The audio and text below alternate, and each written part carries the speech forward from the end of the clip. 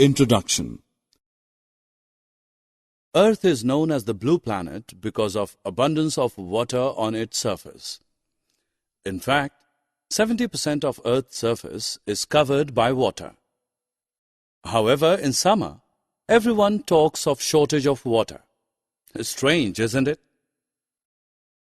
What is even more strange is a couple of months later during monsoon, we talk of floods. In this lesson, we will learn about the effects of droughts and floods on Earth. We will also learn the ways to overcome these problems. Objectives.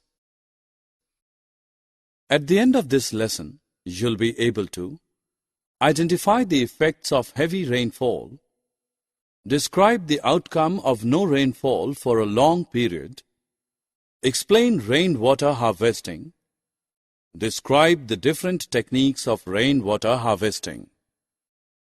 Have you ever wondered where the rain and snow goes after reaching Earth? Rainwater flows as streams. It fills up ponds, lakes, and rivers. It falls into the sea and oceans. The snow falls on mountains and later melts into water.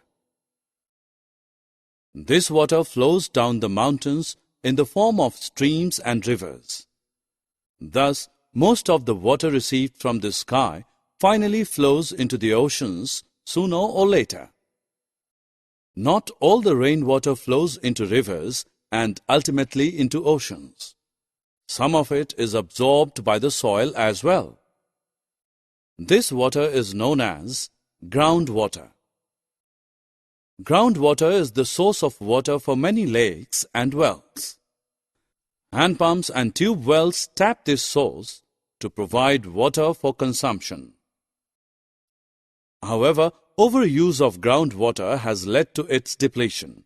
As a result, we need to dig deeper and deeper to locate groundwater. In areas with little or no vegetation, the topsoil is loose and gets washed away by rainwater. Such areas get covered with concrete.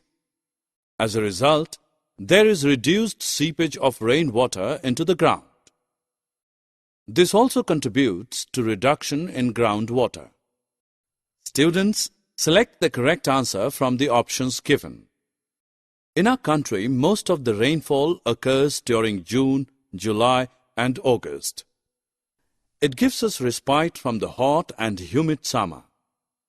Sowing of many crops depends on monsoon. But what will happen if it rains heavily?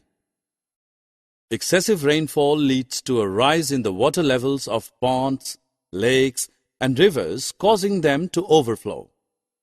Such an overflow of these water bodies beyond their normal limits is known as floods. Floods destroy crops and cause damage to property and life. Floods triggered by heavy monsoon rains are an annual feature in India.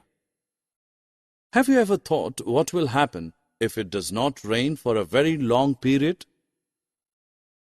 When it does not rain for a very long period, then the soil continuously loses water by evaporation and transpiration.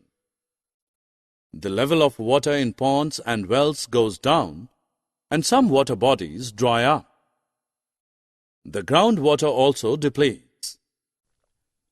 Prolonged periods of deficient water supply cause drought. Water can be obtained from natural sources only. A very small fraction of the total water available on Earth is fit for use by plants, animals, and humans. The demand for usable water is increasing with rising population. As a result, the shortage of water is acute in various parts of the world. The scarcity is only likely to worsen in the coming years. So, we as responsible inhabitants of Mother Earth must conserve water and use it judiciously. If we collect and store all the rainwater that collects on our terrace, roads, and pavements instead of letting it run into ditches, we could actually have vast reserves of water. Collecting and storing of rainwater is called rainwater harvesting. The following are the techniques of rainwater harvesting. The rainwater is collected from the rooftop in a storage tank through pipes to be used later for various purposes.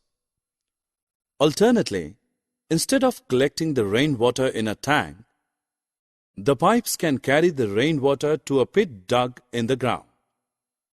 The rainwater then seeps into the soil to recharge or refill the groundwater.